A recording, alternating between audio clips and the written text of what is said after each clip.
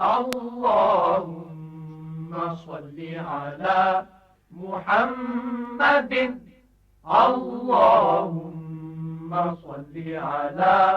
محمد وعلى آله وصحبه وسلم۔ مولانا سلیم اللہ صاحب ضلع بھکر سے مہرالدین ایوبی نے پوچھا ہے کہ قربانی کے لیے کیسے جانور لینے چاہیے؟ مہنگائی کی وجہ سے بعض دفعہ زیادہ قیمتی جانور نہیں خرید سکتے ہیں، تو اس کا شرعی طور پر کیا حکم ہے؟ بسم اللہ الرحمن الرحیم، الحمد للہ وحدہ والصلاة والسلام علی من لا نبی بعدہ، اما بعد۔ جناب مہرالدین صاحب کے سوال کا جواب یہ ہے کہ فقہ اسلامی میں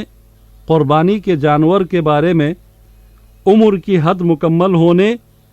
اور عیوب اور بیماریوں سے پاک ہونے کی شرائط کا تذکرہ آتا ہے۔ جانور کے سستے یا مہنگے ہونے کے بارے میں کوئی خاص حکم نہیں ہے، لیکن چونکہ قربانی کے ایام میں اللہ کے نزدیک سب سے محبوب عمل اور عبادت قربانی کے جانور کا خون بہانا ہے،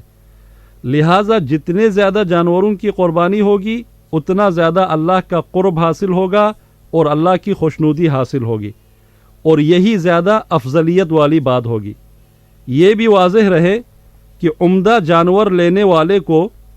قربانی کے جانور کے لیے زیادہ پیسے خرچ کرنے پر ملامت نہیں کی جائے گی، کیونکہ قربانی کا جانور جتنا عمدہ، صحت مند اور فربا ہو زیادہ بہتر اور باعث اجر و ثواب ہے۔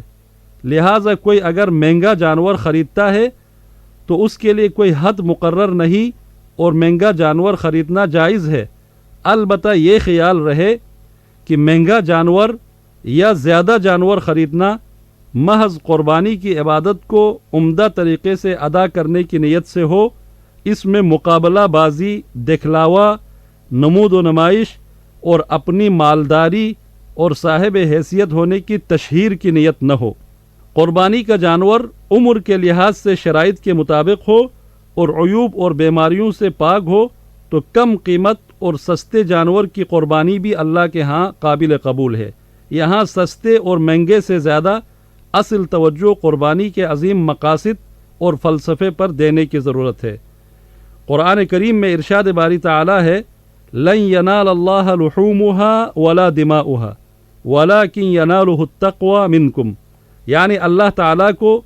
قربانیوں کے گوشت نہیں پہنچتے نہ ان کے خون، بلکہ اسے تو تمہارے دل کی پرہیزگاری پہنچتی ہے۔ اسی طرح ارشاد فرمایا، وَالْبُدْنَ جَعَلْنَاهَا لَكُمْ مِنْ شَعَائِرِ اللَّهِ لَكُمْ فِيهَا خَيْرٌ فَاذْكُرُوا اسْمَ اللَّهِ عَلَيْهَا، قربانی کے اونٹوں کو ہم نے تمہارے لیے اللہ تعالیٰ کی نشانیوں میں شامل کر دیا ہے، ان میں تمہارے لیے خیر ہے، پس تم ان پر اللہ کا نام لیا کرو۔ ان آیات سے پتہ چلتا ہے کہ قربانی کے عمل میں اصل جس پہلو پہ زیادہ توجہ دینے کی ضرورت ہے وہ تقوی یعنی پرہیزگاری کا حصول،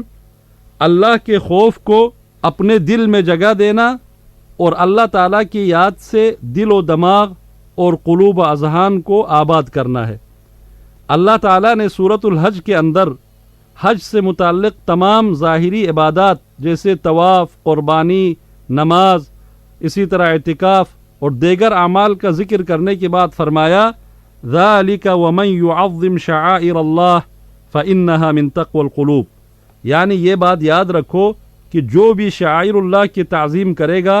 تو یہ اس کے دل کی تقوی اور پرہیزگاری کی دلیل ہوگی۔ قربانی کے اندر جو عظیم پیغامات ہیں ان میں سے ایک اہم ترین پیغام یہ بھی ہے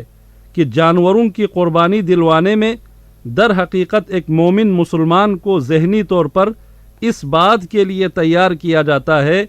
کہ آج میں جس پروردگار کے حکم پر یہ جانور قربان کر رہا ہوں، کل کو اگر اس رب کے راستے میں میری جان و مال اور اولاد کو بھی قربان کرنے کی ضرورت پیش آئے تو میں ان قربانیوں کے لیے بھی تیار ہوں اور کسی قربانی سے دریغ نہیں کروں گا۔ یہ قربانی جو کہ امام الانبیاء حضرت ابراہیم علیہ السلام اور ان کے عالی مرتبت خانوادے کی اخلاص اور للہیت کی ایک نشانی اور یادگار ہے،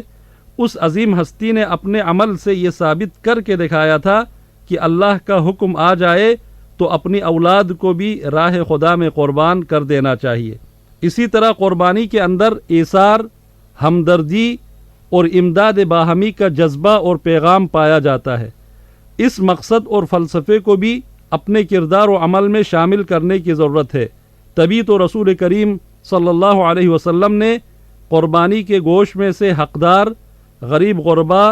اور قریبی رشتہ داروں کا حصہ نکالنے کا حکم دیا۔ قربانی کے اندر اللہ رب العزت کے حکم کے آگے جھک جانے اور عاجزی کے اظہار کا درس بھی ہے،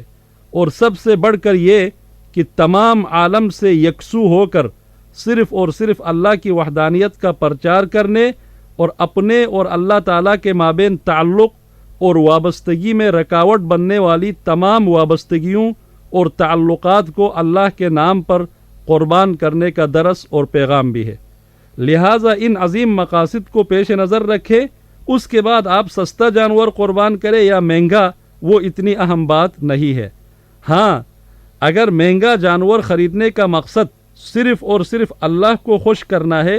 تو اس کا ایک بہترین متبادل یہ بھی ہو سکتا ہے کہ آپ کئی لاکھ کا مہنگا جانور لینے کی بجائے معتدل اور درمیانے درجے کی ایک قربانی کرے اور باقی پیسوں سے ایسے غریب غربا کو قربانی کا جانور خرید کر دے جو خریدنے کی گنجائش نہیں رکھتے۔ اس طرح وہ بھی اس اسلامی شعار پہ عمل کر سکیں گے، اور اس طرح آپ کا یہ عمل ان کے ساتھ احسان اور ہمدردی بھی ہوگی، اور ایک عبادت اور اسلامی شعیرے کی بجاوری میں ان کے ساتھ تعاون اور مدد بھی، جو کہ کہیں زیادہ، کئی گنا زیادہ اجر و ثواب کا باعث ہے۔ واللہ تعالی اعلم، وآخر دعوانا ان الحمد للہ رب العالمین۔